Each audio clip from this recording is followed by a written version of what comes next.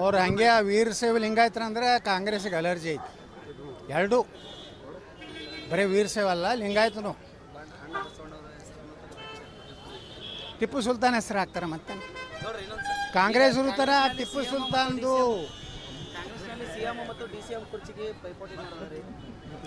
ಅವ್ರ ಪಾರ್ಟಿ ಒಳಗಿನ ಜಗಳ. ನಾವು ಏನು ಮಾಡೋದು? ಆದಷ್ಟು ಜಲ್ದಿ ಈ ಸರ್ಕಾರ ಬೀಳಿ ಜನರಿಗೆ ಒಂದು ಒಳ್ಳೆ ಹಗುರ ಆಗ್ತದೆ. ಯಾಕಂದರೆ ಗ್ಯಾರಂಟಿ ಕೊಟ್ಟು ಎಲ್ಲ ಏರ್ಸ್ತಾ ಇದ್ದಾರೆ. ಪೆಟ್ರೋಲು, ಡೀಸೆಲು, ಟ್ಯಾಕ್ಸು ಎಲ್ಲ ರಾಜ್ಯದಾಗ ಹೇರಿ ಜನರಿಗೆ ಬೇಸರ ಆಗ್ಯಾರ. ಆದಷ್ಟು ಸರ್ಕಾರ ಜಲ್ದಿ ಹೋಗಲಿ. ಅದು ನಾವು ಆಂತರಿಕವಾಗಿ ಮಾತಾಡ್ತೀವಿ. ನಮ್ಮ ಪಕ್ಷದ ಆಂತರಿಕ ವಿಷಯ ಇಲ್ಲ. ತಾವು ಒಂದ್ಸಾರಿ ವಿರೋಧ ಪಕ್ಷದ ನಾಯಕರಾಗ್ತಾರೆ. ಮಾಡಬೇಕಲ್ಲ. ಯಾರಿಗ್ರಿ? ಹೌದವ್ರು ಮೊದಲೇ ಏನದಾರ, ಕೋತ್ವಾಲ್ ರಾಮಚಂದ್ರ ಶಿಷ್ಯ ಅದಾರ. ಮತ್ತು ಅವ್ರನ್ನ ನೀವು ಬಸವಣ್ಣನ ಶಿಷ್ಯ ಹಾಕಂದ್ರೆ ಹೆಂಗೆ ಆಗ್ತಾರ ಅವ್ರು? ನಮ್ಗೇನು ನಾವೇನು ಪ್ರಯತ್ನ ಮಾಡಿಲ್ಲ. ಪಕ್ಷ ಏನು ಹೇಳ್ತದೆ ಅದನ್ನು ಕೇಳ್ತೀವಿ. ಯಾರನ್ನಾರು ಮಾಡ್ರಿ. ಮತ್ತೆ ಕೊಂಡ್ರಲ್ಲ ಭಾಳ ತೆಗಿ. ಆಯ್ತು, ಥ್ಯಾಂಕ್ ಯು.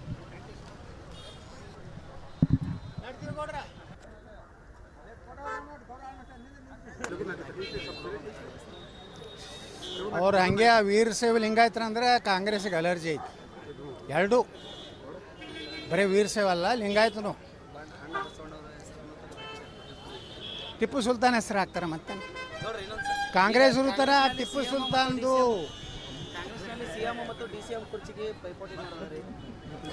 ಅವ್ರ ಪಾರ್ಟಿ ಒಳಗಿನ ಜಗಳ. ನಾವು ಏನು ಮಾಡೋದು? ಆದಷ್ಟು ಜಲ್ದಿ ಈ ಸರ್ಕಾರ ಬೀಳಿ ಜನರಿಗೆ ಒಂದು ಒಳ್ಳೆ ಹಗುರ ಆಗ್ತದೆ. ಯಾಕಂದರೆ ಗ್ಯಾರಂಟಿ ಕೊಟ್ಟು ಎಲ್ಲ ಏರ್ಸ್ತಾ ಇದ್ದಾರೆ. ಪೆಟ್ರೋಲು, ಡೀಸೆಲು, ಟ್ಯಾಕ್ಸು ಎಲ್ಲ ರಾಜ್ಯದಾಗ ಹೇರಿ ಜನರಿಗೆ ಬೇಸರ ಆಗ್ಯಾರ. ಆದಷ್ಟು ಸರ್ಕಾರ ಜಲ್ದಿ ಹೋಗಲಿ. ಅದು ನಾವು ಆಂತರಿಕವಾಗಿ ಮಾತಾಡ್ತೀವಿ. ನಮ್ಮ ಪಕ್ಷದ ಆಂತರಿಕ ವಿಷಯ ಇಲ್ಲ. ತಾವು ಒಂದ್ಸಾರಿ ವಿರೋಧ ಪಕ್ಷದ ನಾಯಕರಾಗ್ತಾರೆ. ಮಾಡಬೇಕಲ್ಲ. ಯಾರಿಗ್ರಿ? ಹೌದವ್ರು ಮೊದಲೇ ಏನದಾರ, ಕೋತ್ವಾಲ್ ರಾಮಚಂದ್ರ ಶಿಷ್ಯ ಅದಾರ. ಮತ್ತು ಅವ್ರನ್ನ ನೀವು ಬಸವಣ್ಣನ ಶಿಷ್ಯ ಹಾಕಂದ್ರೆ ಹೆಂಗೆ ಆಗ್ತಾರ ಅವ್ರು? ನಮ್ಗೇನು ನಾವೇನು ಪ್ರಯತ್ನ ಮಾಡಿಲ್ಲ. ಪಕ್ಷ ಏನು ಹೇಳ್ತದೆ ಅದನ್ನು ಕೇಳ್ತೀವಿ. ಯಾರನ್ನಾರು ಮಾಡ್ರಿ. ಮತ್ತೆ ಕೊಂಡ್ರಲ್ಲ ಭಾಳ ತೆಗಿ. ಆಯ್ತು, ಥ್ಯಾಂಕ್ ಯು.